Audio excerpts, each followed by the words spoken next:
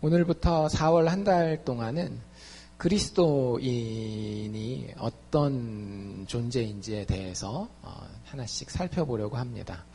지난주가 저희가 부활주일이었죠. 그렇죠? 그래서 기독교 신앙의 제1되는 핵심은 무엇이다?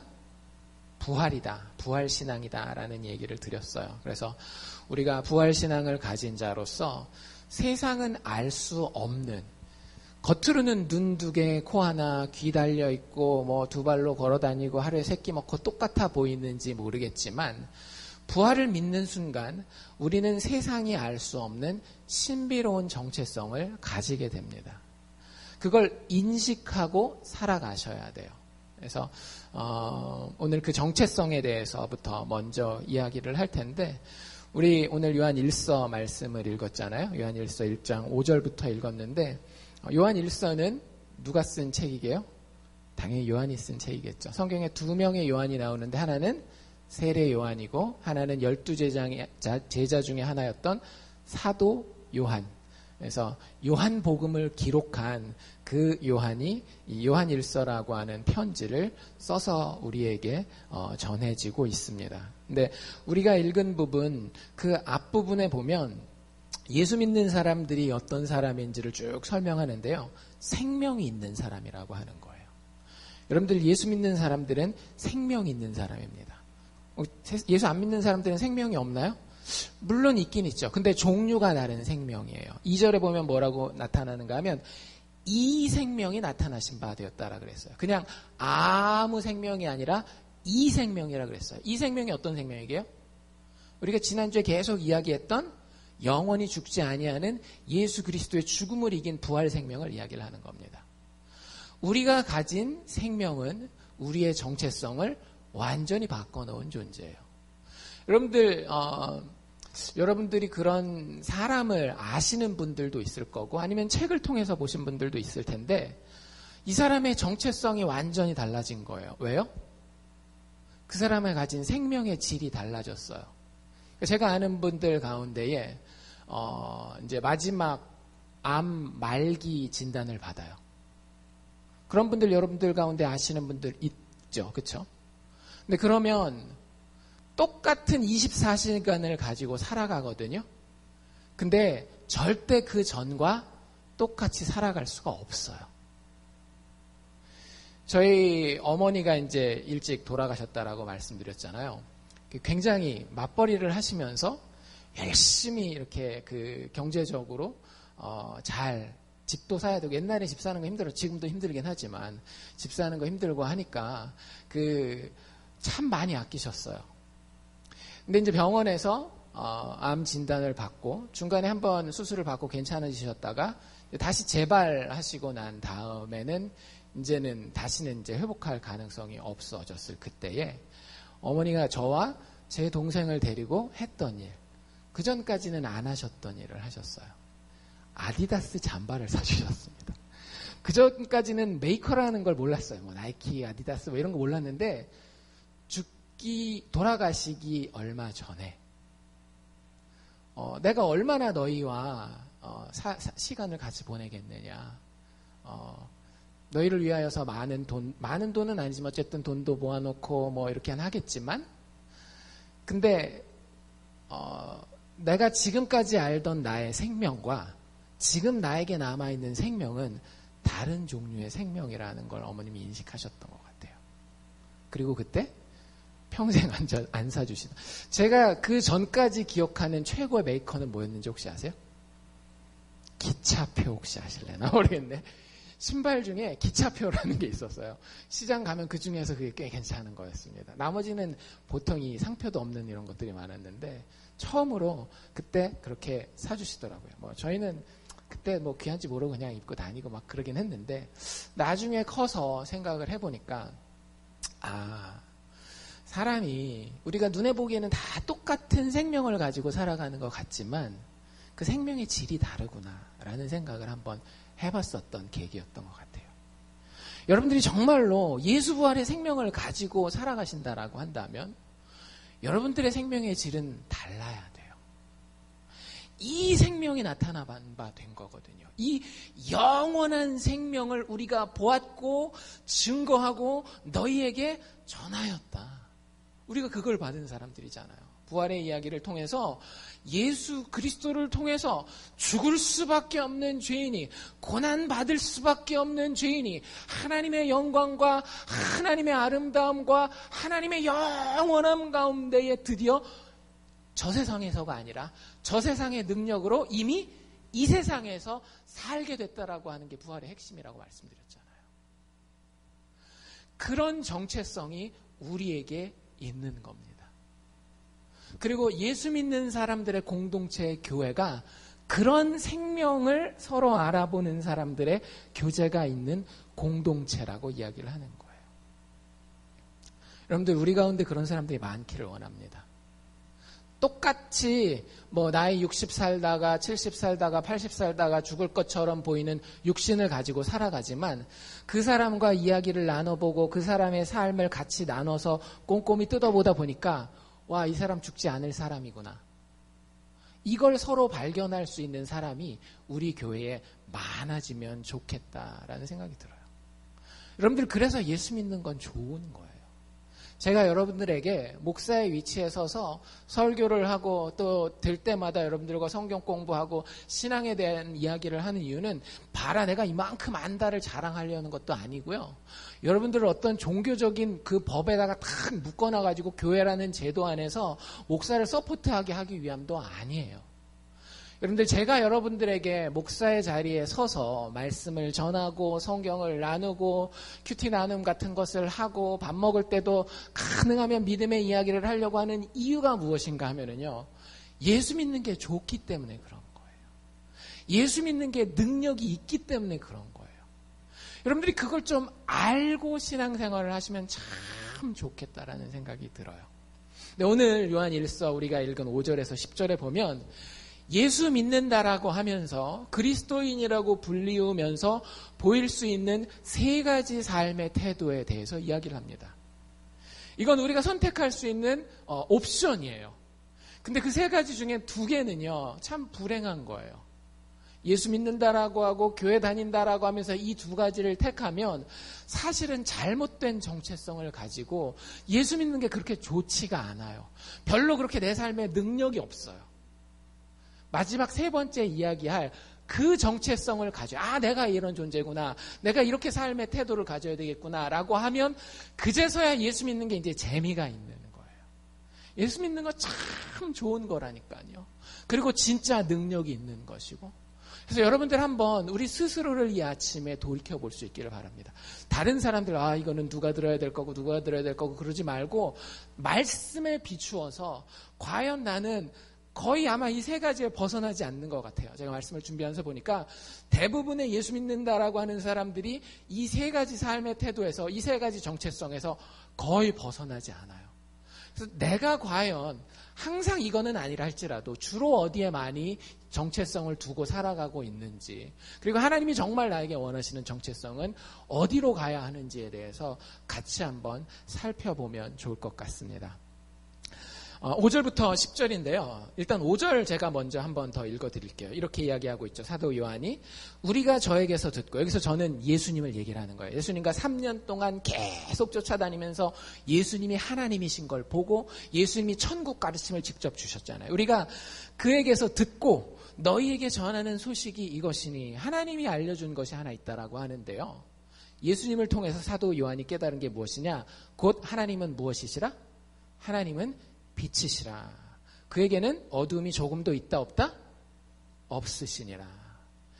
여기에서 우리의 정체성이 시작되는 겁니다.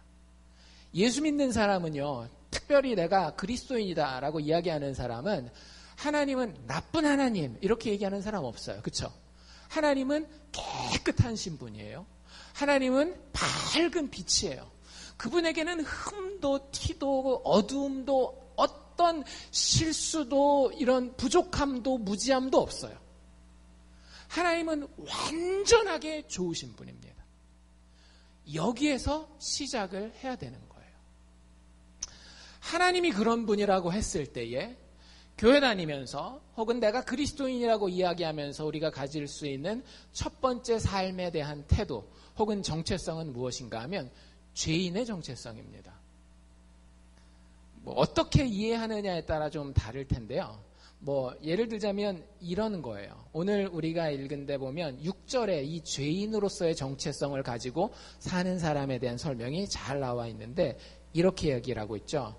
우리가 하나님과 사귐이 있다 하고 살기는 어떻게 살아요?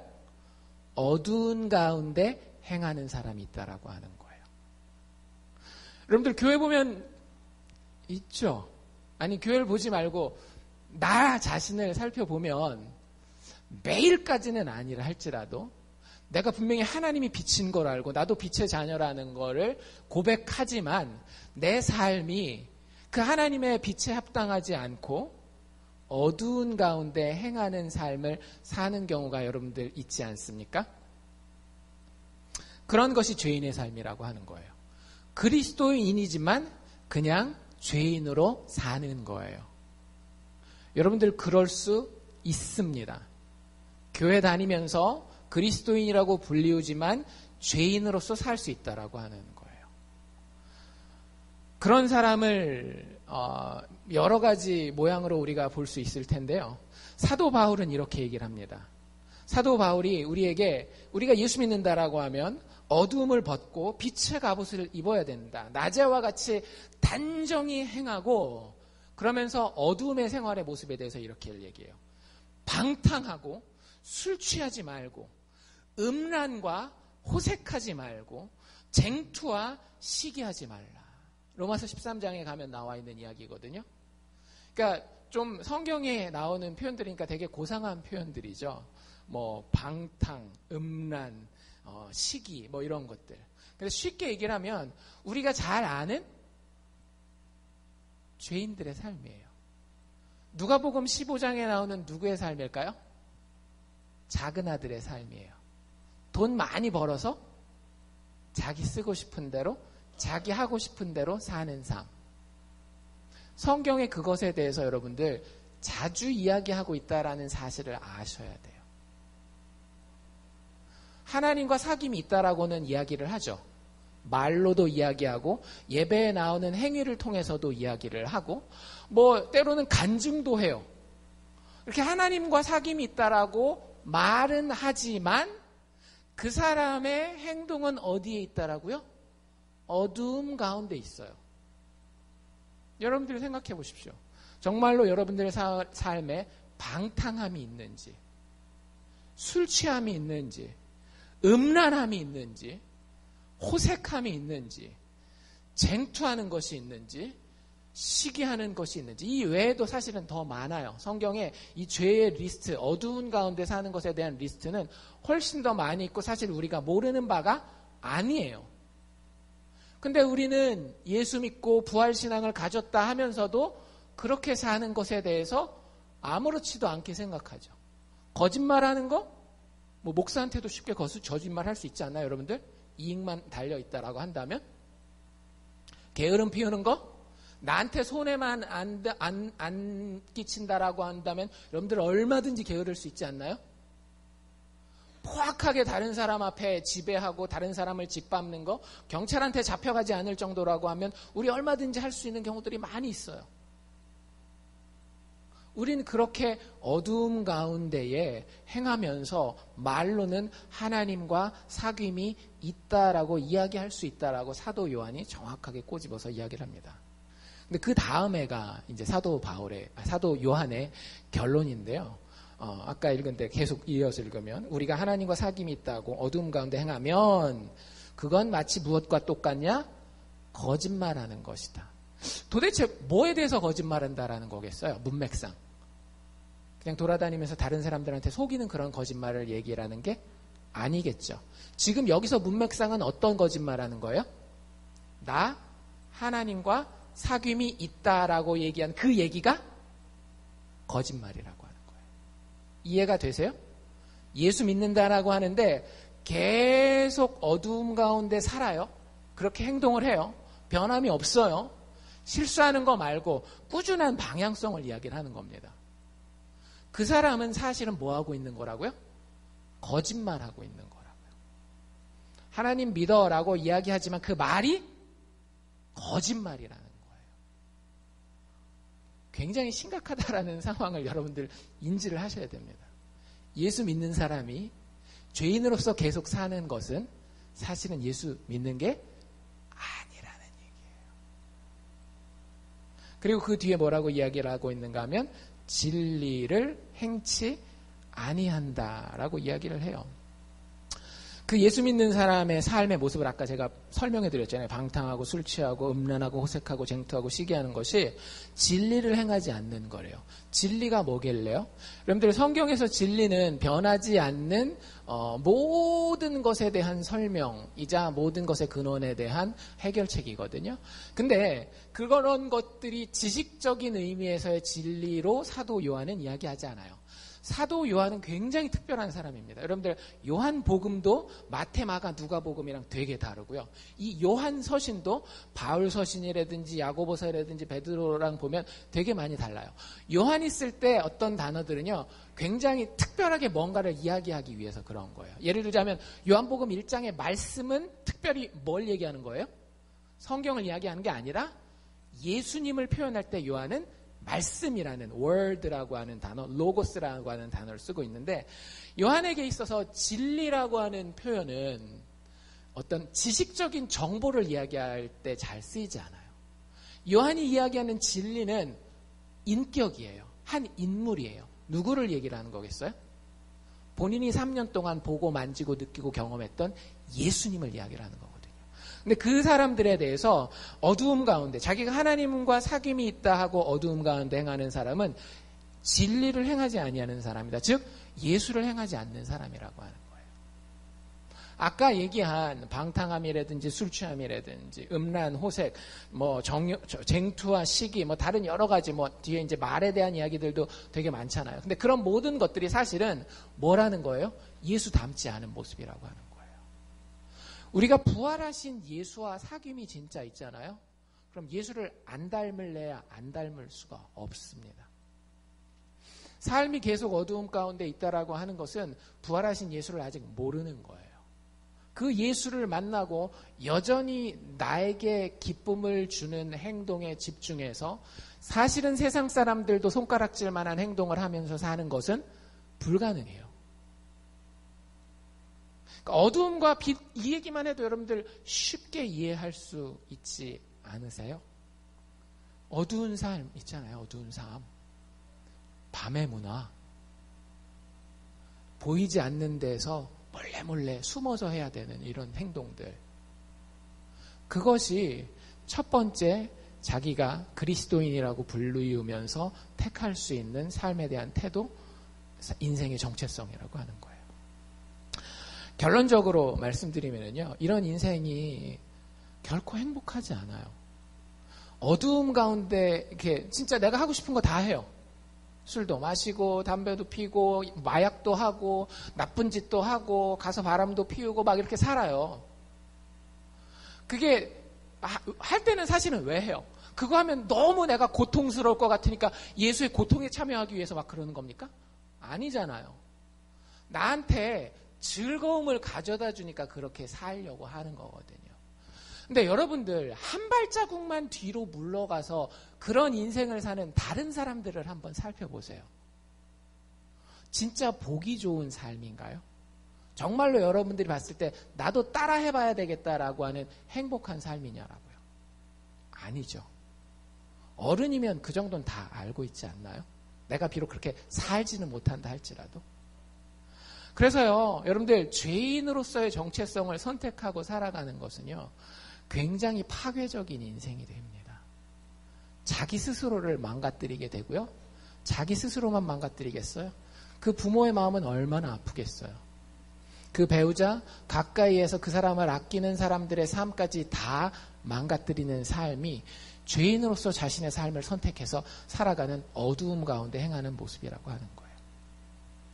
여러분들 참 그리스도인은요, 죄인일 때 부름은 받지만 죄인으로 머무는 것은 불가능합니다.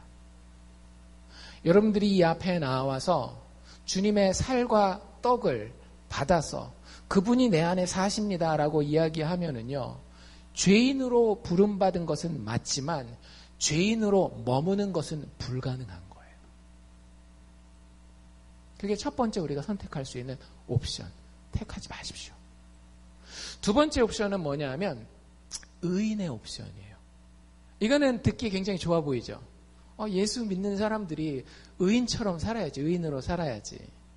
근데 이건 좀 설명이 필요해요. 예수 믿는 사람들이 이 의인의 옵션은 별로 안 택하는 게 좋아요. 우리가 다른 사람들한테 소리 듣는 거 좋아해요, 안 좋아해요? 안 좋아하죠. 조금만 머리가 커도 엄마 아빠가 이렇게 아침에 일찍 일어나라 이런 얘기만 해도 듣기 싫잖아요. 그리고 막 너 왜 이거 안 했어, 이거 안 했어, 이거 안 했어. 그럼 자녀들이 늘 하는 얘기가 뭐예요? 나 안 할 거야. 이건 아니죠. 항상 뭐라고 얘기를 해요? 내가 알아서 할 거야. 그냥 좀 놔줘. 자꾸 이런 얘기를 한단 말이에요. 여러분들 그게 성경적인 용어로 표현하면 뭐냐면요. 나 의인이야. 나 의인이라니까. 그렇게 죄인이라고 얘기 좀 하지 마. 사람에게 이 기본 모드가 있어요. 심지어는 부모가 바른 얘기를 해줘도요. 자녀들은 자기가 의인인데 거기에 자꾸 뭔가 이렇게 다른 이야기를 하는 것에 대해서 굉장히 자존심이 상하고 이게 싫은 거예요. 우리가 성경을 읽다 보면 그리고 하나님 앞에 기도를 하다 보면 이런 순간들이 있을 수 있겠죠. 하나님이 우리에게 너 죄인이잖아 라는 이야기를 하실 때가 있어요. 사실 성경을 제대로 읽으면은요, 성경에 우리가 죄인이고 벌 받을 거라는 이야기가 많을까요? 우리가 의인이라서 축복받는다라는 이야기가 많을까요? 참 우리의 그 기대와는 다르게 성경에는 우리의 죄악을 지적하는 내용이 훨씬 더 많습니다. 성경을 직접 읽어보세요. 누구한테 이렇게 축복받는 얘기로서만 읽지 말고 성경을 직접 읽어보면은요, 정말로 많은 부분들이 인간의 죄에 대해서 경고하는 이야기들을 담고 있어요. 그 성경 가운데에 너는 죄인이다라고 하나님이 말씀을 통해서 개인적으로 이야기를 주실 때가 있거든요. 근데 거기에 끝까지 어떻게 버티는 거예요? 하나님 이건 내 얘기 아니네요 하고 넘어가는 거예요. 난 그렇게 죄인은 아니잖아요. 그러니까 교회 다니면 어느 정도 이제 교리적인 지식이 있기 때문에 나는 완벽한 의인이다라는 얘기는 안 해요. 근데 이렇게 우리 늘 이야기하는 것처럼 선을 정해놓는다라는 거죠. 선을 정해놓고 내가 그렇게 죄인은 아니잖아요. 굳이 그것까지 하나님 긁어내셔가지고 나를 죄인이라고 해야 됩니까? 라고 이야기한다라고 하는 거죠. 그게 제가 지금 말씀드리는 의인의 삶이라고 하는 거예요. 이런 사람들의 삶은요, 대부분 도덕적으로 깨끗해요. 종교적으로도 헌신되어 있습니다. 대부분의 우리의 이야기죠. 어디 가서 바람도 안 피우고 사기도 안 치고 누구 때리고 다니는 것도 아니고 주일날마다 교회 나오고 11조도 꼬박꼬박하고 다 한단 말이에요. 근데 이 의인의 모습은요, 그 겉에를 보고 이야기하는 것이 아니라 속 마음의 상태를 이야기를 하는 거예요. 하나님이 우리에게 정말로 너희의 죄가 이것이다 라고 이야기할 때에 하나님 그런 얘기는 좀 그만하시죠. 저 괜찮아요. 이 정도면 지옥에 갈 정도의 죄인은 아닙니다 라고 이야기하는 거예요. 근데 여러분들 참 놀라운 게 뭔지 아세요? 우리는 사람들에게 우리가 하나님께 하고자 하는 얘기를 그대로 합니다.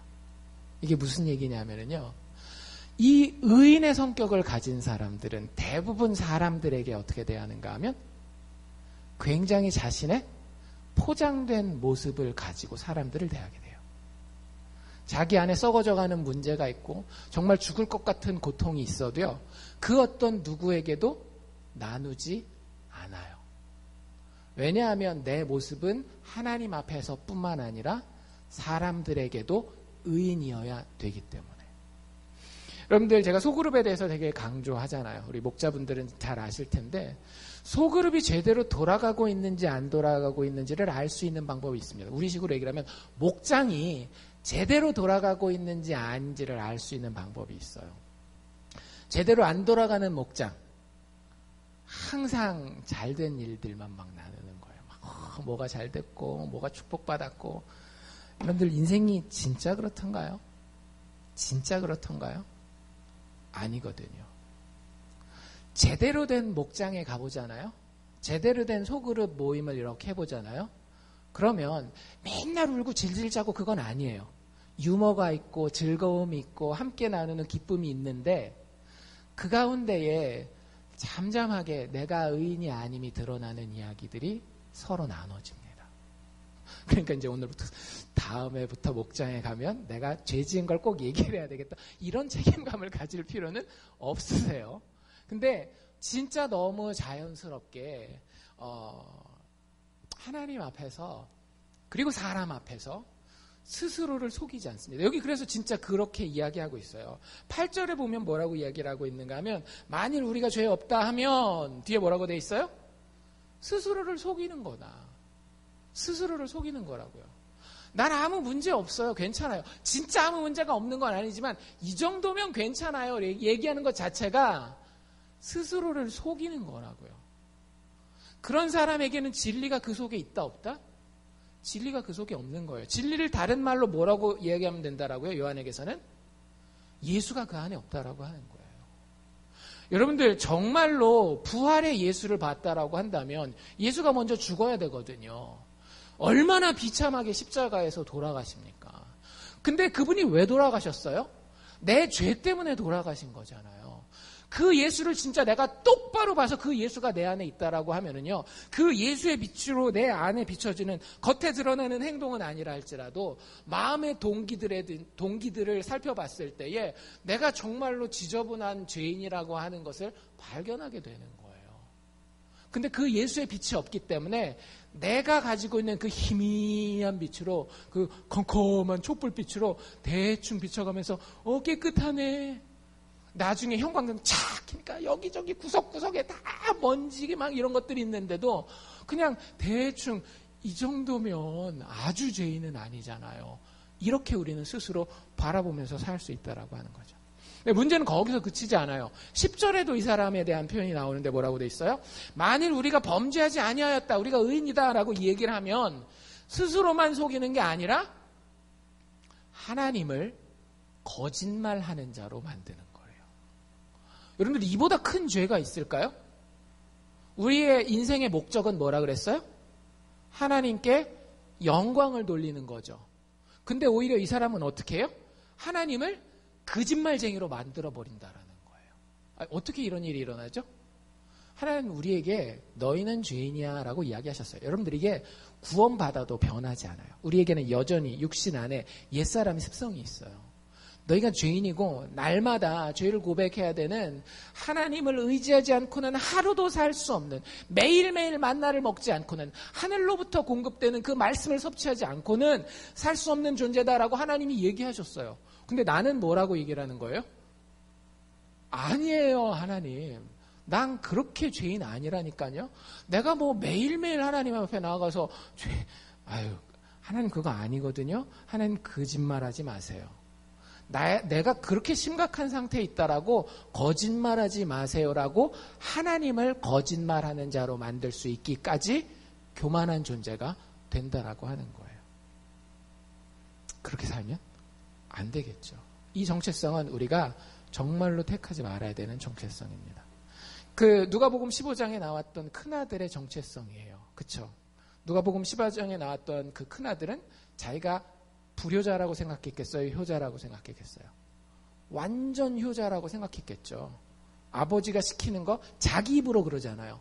내가 한 번이라도 어긴 일이 있습니까?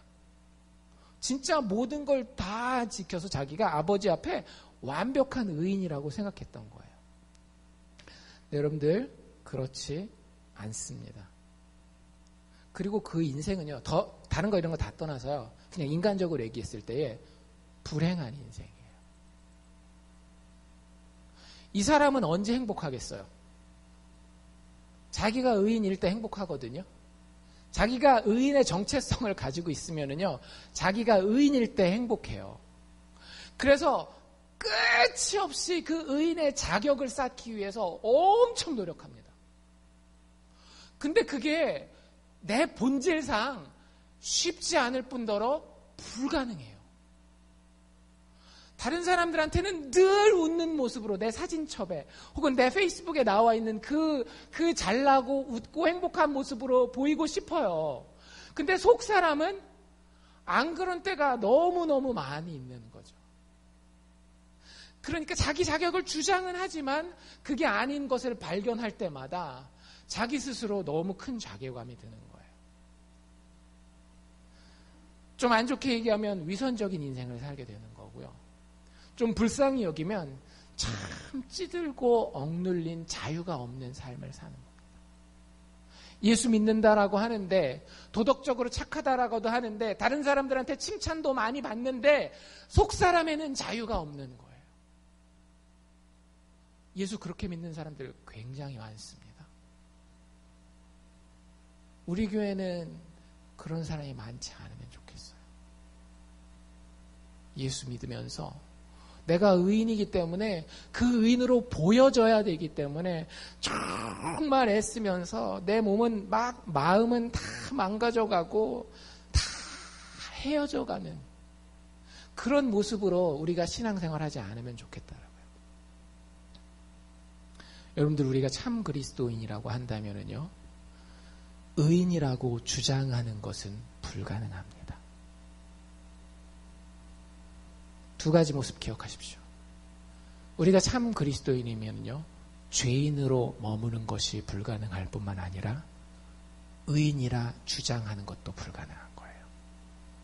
세상은 이 둘 중에 하나거든요. 착한 사람 아니면 나쁜 사람이잖아요. 즉 의인 아니면 죄인이잖아요. 근데 사도 요한은 예수와 함께 부활하신 그분과 함께 겪어보면서 살아보고 진리를 깨달아 보니까 인생이 죄인으로 살아도 불행하고 의인으로 살아도 불행하다라는 거예요. 오직 길은 복음의 길밖에 없는 거예요. 그래서 우리가 가지게 되는 선택할 수 있는 세 번째 정체성이 있습니다. 여러분들이 다 이 정체성을 선택하시기를 저는 바라요. 바로 어떤 정체성이냐? 용서받은 죄인으로 여러분들 사시기를 바랍니다. 우리는 다 용서받은 죄인입니다. 우리가 참 그리스도인이라고 한다면. 용서받은 죄인을 사도 요한은 뭐라고 표현하고 있는가 하면 9절에 나와 있는데요. 사실 9절 읽으면서 이거 어디서 많이 듣던 거다 그러지 않으셨어요? 제가 9절 다시 한번 읽어볼 테니까 내가 이걸 어디서 봤지? 한번 찾아보시길 바랍니다. 9절. 만일 우리가 우리 죄를 자백하면 저는 미쁘시고 의로우사 우리 죄를 사하시며 모든 불의에서 우리를 깨끗게 하실 것이요. 어디서 보셨어요? 우리 일주일에 한 번씩은 하지 않나요? 회개기도 할 때, 회개기도 끝나고 나면 제가 읽어드리는 성경 구절이 드디어 여기 있었던 겁니다. 아무 데서나 온 게 아니라 성경책에서 온 거예요. 근데 어쨌든 거기에서 용서받은 죄인을 뭐라고 다른 말로 표현하고 있는가 하면 죄를 자백하는 자다라고 이야기를 하는 거예요. 여러분들 여기서 죄를 자백한다라고 하는 것은요, 현재 시제입니다. 어쩌다가 한번 하는 것이 아니라 계속 내 정체성 가운데에 여전히 죄된 것이 있는 것을 발견하고 그것을 쉽게 얘기하자면 데일리, 매일매일 이야기하는 사람이에요. 우리는 일주일에 한 번 교회에 와서 시켜놔야 그때서야 회개기도 할까 말까 하죠. 근데 그렇지 않아요. 여러분들 기도를 배워보신 분 계세요? 뭐 5손가락 기도 뭐 이렇게 해가지고 이런 거 배운 적 있으세요? 그 기도할 때 순서가 어떻게 5손가락 기도 혹시 배우신 분들? 첫 번째는 하나님의 이름을 부른다. 두 번째는 하나님께 영광을 돌린다. 그쵸? 찬양하는 거. 세 번째가 뭐예요? 회개 기도하는 거예요. 그리고 네 번째가 우리가 간구할 내용을 구하고 마지막 5번째가 예수님의 이름으로 기도를 마무리한다 해요. 그러니까 제일 가운데 뭐가 있는 거예요? 우리의 죄에 대한 기도가, 회개의 기도가 있는 거예요. 그러니까 여러분들 사실 언제 기도합니까? 매일매일 기도하지 않나요? 밥 먹을 때 기도하고 잠잘 때 기도하고 일어날 때 기도하고 뭐 매번은 못한다 할지라도 사실 우리에게는 매일 기도할 기회가 있어요. 근데 그 매일 기도 가운데 사실은 뭐가 포함되어 있더라고요? 죄를 자백하는 것이 포함되어 있는 거예요. 일주일에 한 번 예배당에 왔을 때만 하는 게 아니라고 하는 거죠.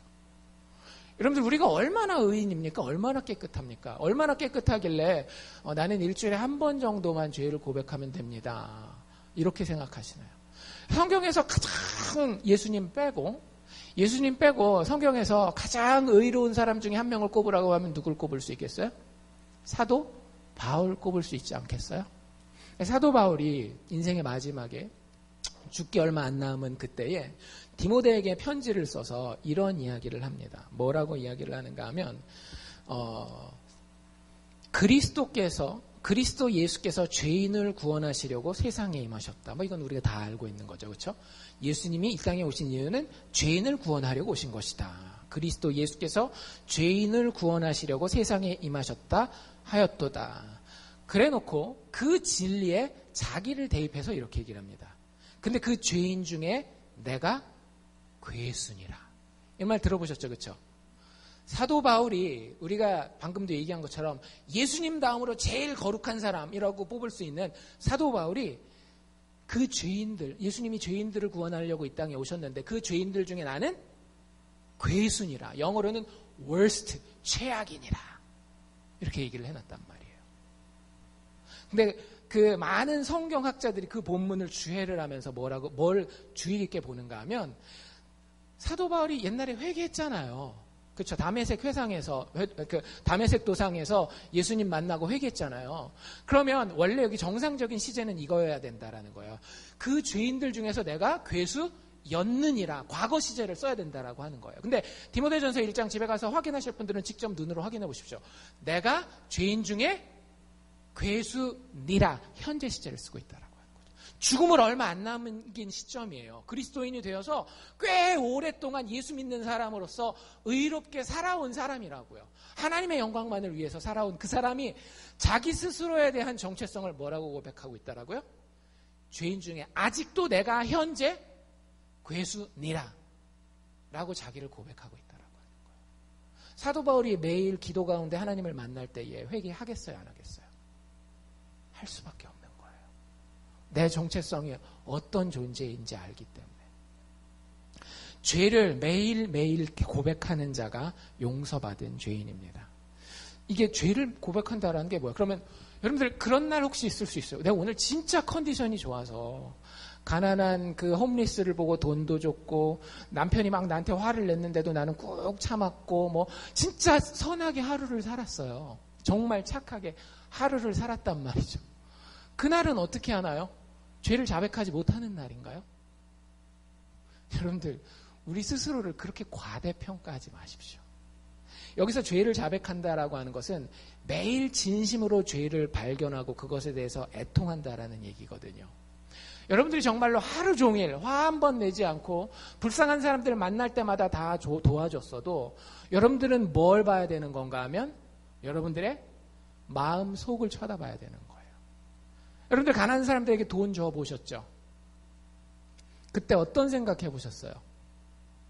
인정 안 하실런지도 모르겠지만 그때 가난한 사람들한테 돈 줄 때 제일 먼저 들기 쉬운 생각이 뭔지 아세요? 뿌듯함.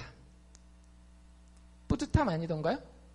딱 창문 내리고 1달러 지폐를 딱 건네는 순간 여러분들 스스로에 대한 뿌듯함이 생겨요. 아내나 남편이 막 성질을 팍팍 긁어놨어요. 애가 집에서 막 성질을 막 팍팍 긁어놨어요. 겉으로는 아무 말도 안 하고 정말 온유하게 지나갔습니다. 근데 여러분들 그럴 때 여러분들 속마음 살펴보셨어요? 저도 여러분들에게 솔직하게 말씀드리면 내가 이제 가족의 연을 끊어야지. 이런 생각까지도 많이 자주 해요. 여러분들 안 하십니까? 저만 하는 겁니까? 이렇게 그렇게 행동은 못하지만 그런 마음을 가질 수 있잖아요. 여러분들 우리가 하루 24시간이라도 죄를 안 짓고 살 수 있는 날은 없어요. 그걸 깨달아야 돼요. 내가 죄인이구나가 처절하게 진짜 죄인이구나 이게 깨달아져야 돼요.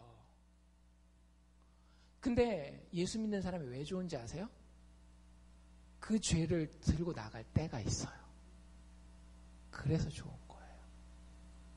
아까 얘기한 그 의는요, 자기한테 죄가 없을 때는 막 하늘 높은지 모르고 막 척척 치고 올라가다가 자기가 어떤 도덕적인 뭐에 딱 걸리잖아요. 뭔가 마음에 상황이 안 되는 것들이 있잖아요.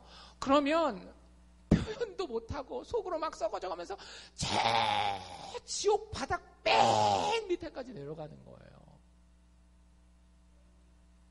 근데 예수 믿는 사람은요, 매일매일 내가 죄인인데도 매일매일 그 죄를 들고 나아가서 자백하면, 여기 뭐라 그랬어요? 그는 미쁘시고 의로우사 우리 죄를 사하실 것이다. 여러분들, 애들이 부모랑 어떻게 해서 살 수 있는 건지 아세요? 같이 살 수 있는지 아세요? 애들이 여러분들이 원하는 대로 탁탁 다 할 수 있기 때문에 여러분들이랑 살 수 있는 게 아니에요. 애들이 여러분들이랑 살 수 있는 이유는요, 내가 잘못해도, 내가 사고 쳐놔도 그래도 가면 우리 엄마가 우리 아빠가 받아주지 않겠나. 그게 무너지면 가족관계가 끝나는 거 아닌가요? 제가 지난번에 봤던 영상 중에 어떤 목사님이 게이였어요. 게이가 뭔지 아시죠? 남자인데 남자를 좋아해서 이렇게 막 쫓아다니는, 부모가 이제 중국계 이민자였거든요. 그러니까 우리 이민자의 가정들이 부모가 모르는 세계의 자녀들이 있는 경우들이 참 많이 있어요. 하나도 몰랐던 거예요, 정말. 학교에서는 박사학위를 받기 직전까지 항상 우등상에 막 이게 나오니까 부모는 그냥 그게 좋은 줄 알고. 근데 이 사람이 동성연애를 하고 그러면서 이제 항상 이 동성연애를 하는 경우에는 많은 경우에 육체의 쾌락을 극대화시키기 위한 이유가 많잖아요. 그러다 보니까 마약까지 같이 하고, 마약을 그냥 자기가 하면 손해잖아요. 맨날 자기 돈 나가야 되니까. 그래서 이 사람이 마약도 팔았어요, 같이. 자기가 마약도 하고 친구들한테 마약도 팔고, 그러니까 뭐 다 되는 거죠. 조금 있으면 이제 몇 달 안 지나면 이제 박사학위도 받고 막 이런 상태인데 결국에는 경찰이 와서 잡아갑니다. 엄마 아빠는 그때 처음 한 거죠.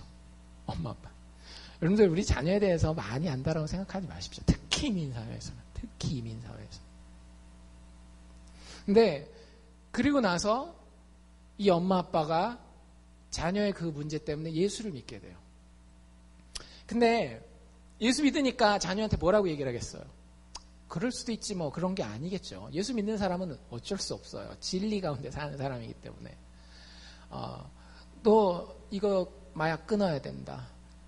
제대로 된 성 정체성을 가져야 된다. 이런 얘기들을 하는데 이 사람이 그게 귀에 들어오겠어요? 안 들어오겠어요? 전혀 안 들어오죠. 진짜 듣기 싫은 거예요. 감옥에 갔는데도 뭐 6년인가 몇 년형을 받았대는데 한 번도 부모한테 전화를 안 한 겁니다. 웬만큼 독한 사람이 아니면 그렇게 안 할 텐데. 감옥에 가도 그 부모한테 전화 한 통을 안 해요. 왜 하면 또 잔소리할 게 뻔하니까. 근데 나중에 정말로 큰일이 나서 엄마 아빠한테 전화를 하지 않으면 안 되는 상황이 됐어요. 그때 전화를 엄마한테 했는데 엄마가 그 전화를 받고 그냥 받아주는 거예요. 여전히 엄마의 기도 제목이죠. 마약도 끊어야 되고 동성애도 끊어야 되고 여전히 기도 제목이지만, 자기가 전화했을 때에 정말 난 너를 지금도 사랑한다. 내가 널 지금도 사랑한다. 네가 잘못하는 건 잘못하는 거지. 근데 그래도 너는 내 품에 내가 사랑하는 내 아들이다. 라고 이야기를 하는 거예요. 이 사람은 이제 거기서 깨지기 시작해요. 그 변화가 서서히 일어나긴 하지만, 그리고 나서 다시 집에 돌아오고 나중에는 목사님이 됐다니까요. 여러분들, 누가 행복한 거냐면요, 100% 완벽해서 학교에 다닐 때마다 장학금 받고, 학교 다닐 때마다 우승상 받고, 사업하는 것마다 잘 되고, 뭐 하는 것마다 다른 사람들한테 존경받고 하는 게 그게 행복한 삶이 아니에요. 여러분들 그럴 수 없잖아요, 솔직히. 저도요, 저 공부 많이 했다라고 하지만 누가 모르는 거 물어보면 이것도 모르는구나 이렇게 될 때가 많이 있거든요. 공부만 그런가요? 돈 버는 것도 마찬가지고 세상에서 사람들과의 관계도 마찬가지고 다 그렇잖아요. 근데 진짜 행복한 거는요, 내가 그걸 다 이루고 성취하고 소유했기 때문이 아니라 내가 그렇게 못났을 때에 내가 죄인인 그대로 나가서 아버지, 내가 진짜 죄인입니다. 나 능력이 없습니다. 나 진짜 게을러요. 나 정말 포악해요. 근데 정말 이 거짓말을 입에 달고 살아요. 겉으로는 막 이렇게 도덕적으로 깨끗하고 교회도 나오는 것 같지만 정말로 예수님이 바리새인들에게 얘기를 했던 것처럼 내 속마음은 회칠한 무덤입니다. 내 속에선 시체가 썩어가고 있어요. 근데 그걸 들고 나와서 얘기할 대상이 있는 거예요. 왜? 그 시체가 썩어가는 무덤에서 예수님은 다시 살아났잖아요. 그 죽은 내가, 죄인 같은 내가 다시 살아날 수 있는 거예요. 여러분들 예수 믿는 게 진짜 좋다니까요. 예수를 이렇게 믿으면 안 좋을 수가 없어요. 그리고 그 사람은요, 절대 죄인에 머물지 않아요. 그리고 의인이라고 주장하지 않아요. 6절, 7절에 보면 이런 사람은 하나님과 사귐이 있대요. 진짜 사귐이 있어요. 그리고 진짜 사귐이 있으면 빛 가운데 하나님이 계신 것처럼 그 사람도 빛 가운데 행한다라는 거예요. 모습이 어떻게 되는 거예요? 어둠이 뭔지 빛이 뭔지를 알기 때문에 어두움을 제껴놓고 빛의 삶을 살아가요. 근데 그 가운데에 부족함이 있어요, 없어요? 여전히 부족함이 있어요. 그러니까 매일 어떻게 해야 되는 거예요? 자기 죄를 들고 하나님 앞에 나아가서 자백해야 되는 거예요. 그러면 하나님이 어떻게 해주시니까? 그 아들 예수의 피가 우리를 그 모든 죄와 연약함과 부족함 가운데서 시체 썩어가는 것 같은 그 썩어 진동하는 냄새 가운데서 우리를 깨끗하게 해주신다라는 거예요.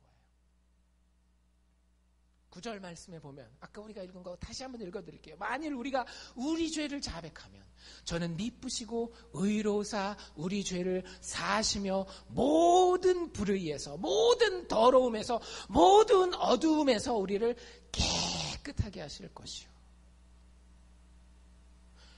이런 사람은요, 성장 안 할래야 안 할 수가 없습니다.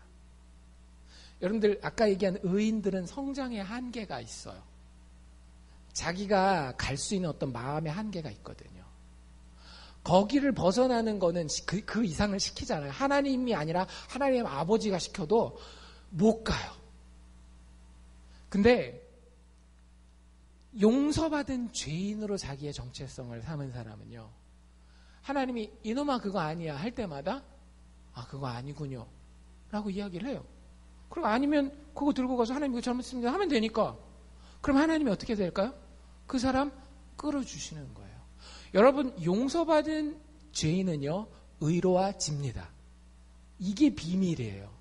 우리가 의인이기 때문에 의로운 것이 아니라 죄를 용서받으니까 그 용서받은 죄 가운데에 십자가 바라보고 예수가 어떤 분인지 보면은요, 우리는 거기서 성장하게 되는 거예요. 마음에 답답함이 있는 게 아니라 늘 마음에 후련함이 있어요. 그 가운데 진짜 기쁨이 있고요.